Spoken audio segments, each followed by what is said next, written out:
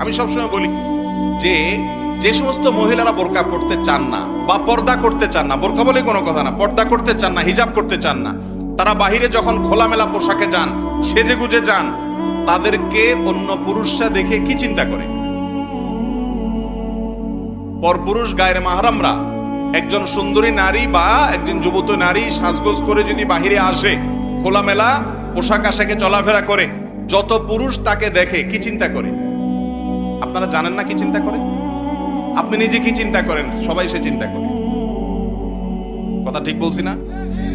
আল্লাহ তাআলা এটা সৃষ্টিগতভাবে এভাবে করেছেন। আপনি যদি বলেন না না হুজুর আস্তাগফিরুল্লাহ, তওবা, আমার মনে কোনো বাজে চিন্তা আসে না, তাহলে হয় আপনি অসুস্থ আর নাহলে মৃত্যু। হয় আপনার ডাক্তার দেখানো দরকার, আপনার শরীরে সমস্যা আছে, আর না হয় আপনি মৃত্যু। 3 নম্বরটা হওয়ার কোনো সম্ভাবনা নাই।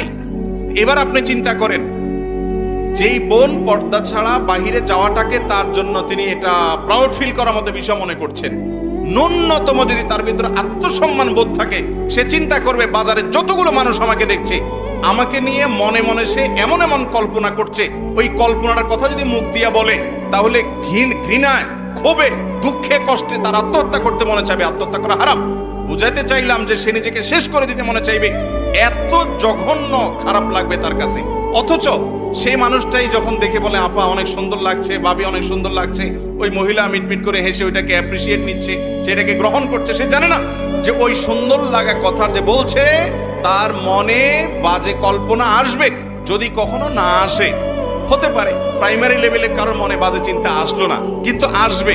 যেখানে বাজে চিন্তা আসার সম্ভাবনা আছে, ওখানে নিজেকে সেভ করাটাই হলো বুদ্ধিমান মানুষের কাজ। একটা জায়গায় ধরেন এখানে বিদ্যুতের লাইন আছে এবং এখানে বিদ্যুতের হাই ভোল্টেজ লাইন আছে, হাত লাগলে সাথে সাথে শক হয়ে মারা যাওয়ার ভয় আছে। এই মুহূর্তে বিদ্যুৎ নাই, কারেন্ট নাই, চলে গেছে, তারপরও আমি সেখানে হাত দেবো না। কেন? কারণ এখন বিদ্যুৎ নাই, যে কোনো মুহূর্তে এসে যাবে।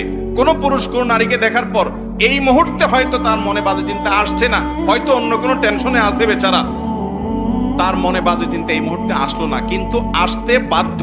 যদি তার গায়রে মাহরাম মহিলা হয়, তাহলে তার মনে সবসময় পবিত্র চিন্তা আসবে না, একটা সময় বাজে চিন্তা আসবে। এই ভয়াবহ দিকটার কারণে একজন নারী পর্দা করবেন। তিনি পর্দা করবেন তার প্রোটেকশনের জন্য। আমি সবসময় বলি ভাই, মাননীয় মহামান্য রাষ্ট্রপতি, তিনি চাইলেই কি যে কোনো জায়গায় যাইতে পারেন? যদি আমাদের মহামান্য রাষ্ট্রপতি প্রায় সময় মজা করে বলেন যে একটা ডিম আমাকে খাইতে দিলে ডাক্তাররা এবং যারা দায়িত্বশীল আছেন আমার নিরাপত্তার জন্য, এরা খেতে খেতে খেতে খেতে চেক করতে করতে আমার কাছে এসে অল্প একটু টিকে কোন রকম। উনি প্রায় সময় মজা করে রসিকতা করে বলেন। উনি যদি বলেন যে তোমরা সব ছড়ো, আমার আশপাশে কোনো সেফটি লাগবে